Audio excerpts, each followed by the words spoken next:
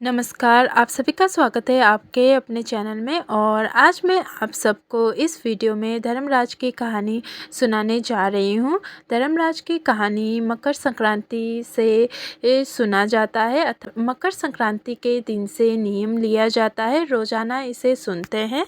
और संक्रांत से आप सुनना शुरू करते हैं तो फिर उसके बाद आपको रोज़ाना इस कहानी को सुनना होता है और अगले मकर संक्रांति को उद्यापन करना होता है।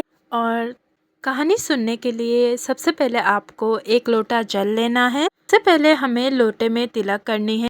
सबसे पहले हम तिलक करेंगे, जो हमने पानी का लोटा लिया है उसमें हम तिलक करेंगे। आप तिलक चारों ओर लोटे के कंठ में कर सकते हैं, या फिर कंठ में तिलक भी आप एक ही तिलक भी कर सकते हैं, या फिर स्वास्तिक बना सकते हैं। मैं यहाँ पर स्वास्तिक बनाकर तिलक कर रही हूँ। और इसके बाद जो कहानी सुन रहा है अर्थात जो कहानी सुना रहा है उसको भी हमें तिलक करना है, अर्थात खुद को भी तिलक करेंगे। इस तरह से हम तिलक करेंगे खुद को भी। और आपके साथ कोई और भी कहानी सुन रहा है तो उसको भी तिलक कर दीजिएगा। और आपको सीधे हाथ में थोड़े से चीनी लेना है, चीनी के दाने, या फिर आप चावल के दाने भी ले सकते हैं। मैं यहाँ पर चावल के दाने ले रही हूँ। जो भी आपके साथ कहानी सुन रहे हैं उनको भी चावल के दाने आप दे सकते हैं, या फिर आप जो भी दे रहे हैं, चीनी के दाने ले रहे हैं या फिर चावल के दाने ले रहे हैं, वो आप दे दीजिएगा, क्योंकि खाली हाथ कहानी नहीं सुना जाता। इसके बाद अब हम कहानी शुरू करते हैं। एक बुढ़िया माई थी, वह व्रत नियम बहुत करती थी। एक दिन भगवान के घर से यमदूत लेने आए। बुढ़िया माई यमदूत के साथ चली गई। आगे गहरी नदी बह रही थी। बुढ़िया माई डूबने लगी तो यमदूत ने पूछा कि बुढ़िया माई गाय दान की थी क्या? तब बुढ़िया माई ने अपने मन में गाय माता का ध्यान किया, क्योंकि बुढ़िया माई ने गाय दान किया था। बुढ़िया माई ने जैसे ही गाय का ध्यान किया, गाय उपस्थित हो गई। गाय की पूंछ पकड़कर बुढ़िया माई ने नदी को पार किया। थोड़ा सा आगे गई तो काले कुत्ते खाने को दौड़े। तब यमदूत ने पूछा कि बुढ़िया माई, कुत्ते को रोटी डाली थी क्या? बुढ़िया माई ने अपने मन में कुत्ते का ध्यान किया तो वो कुत्ते वहां से चले गए। और थोड़ा सा आगे चली तो काले कौवे बुढ़िया माई को चोंच मारने लगे।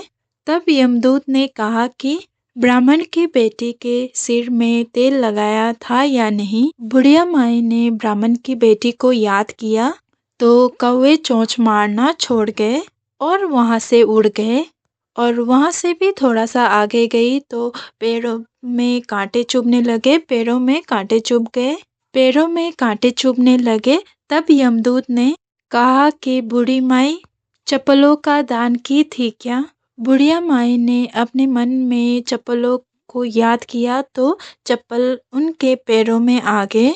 और वहां से भी थोड़ा सा आगे चली तो चित्रगुप्त जी ने यमदूत से कहा कि आप किसको लेके आए हो? तब यमदूत ने उत्तर देते हुए कहा कि बूढ़ी माई को लेके आया हूँ।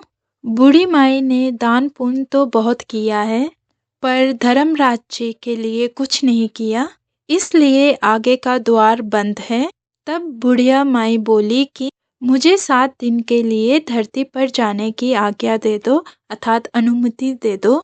मैं 7 दिन में धर्मराज जी की कहानी सुनकर उद्यापन कर कर वापस आ जाऊंगी। और ये सुनकर बुढ़िया माई को धरती पर भेज दिया, अर्थात बुढ़िया माई धरती पर वापस जा गई, धरती पर वापस आ गई। इस तरह से पूरे गांव में खबर फैल गई। बूढ़ी माई धरती पर भूतनी का रूप लेकर आई है।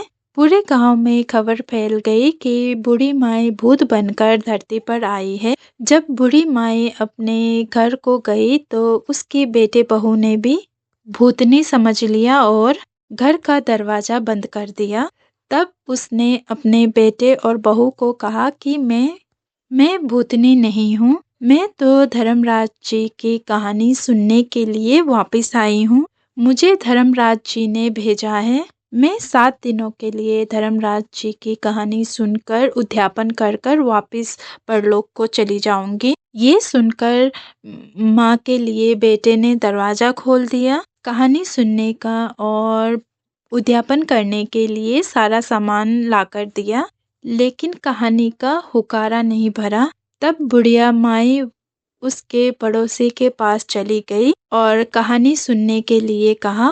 पड़ोसन ने कहानी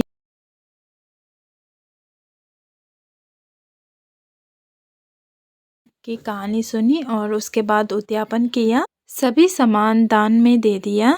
तब धर्मराज जी ने बूढ़ी माई के लिए विमान भेजा। विमान देखकर सभी गांव वाले स्वर्ग जाने के लिए तैयार हो गए। सब गांव वाले कहने लगे कि बूढ़ी माई के साथ हम भी चलेंगे, बूढ़ी माई के साथ हम भी चलेंगे। बुढ़िया माई बोली कि मैं मेरी कहानी सिर्फ पड़ोसन को सुनाती थी और सिर्फ पड़ोसन ही जो मेरी कहानी की हुकारा भरती थी, इसीलिए मैं अपने पड़ोसन को ही साथ ले जाऊंगी। ये बात सुनकर सारे गांव वालों ने बूढ़ी माई के पांव पकड़ ली और धर्मराज जी की कहानी सुनाने के लिए आग्रह किया। बुढ़िया ने सभी को धर्मराज जी की कहानी सुनाई और कहानी सुनने के बाद जितने भी गांव वाले थे सभी विमान में बैठकर स्वर्ग को पहुंचे। स्वर्ग पर धर्मराज जी ने कहा कि मैं तो सिर्फ बुढ़िया को लाने के लिए विमान भेजा था, पर यहाँ तो सभी गांव वाले आ गए।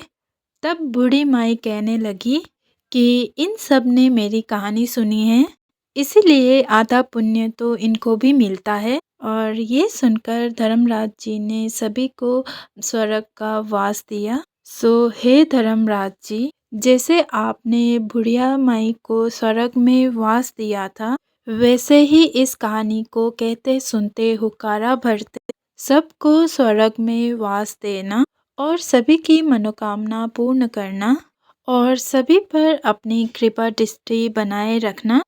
तो धर्मराज जी की जय। इस तरह से कहानी पूरी होने के बाद जो हमने हाथ में चावल या चीनी के दाने लिए हैं, इसे हम लोटे में डाल देंगे और इस लोटे के जल से अब हम सूर्य देव को अर्घ दे देंगे।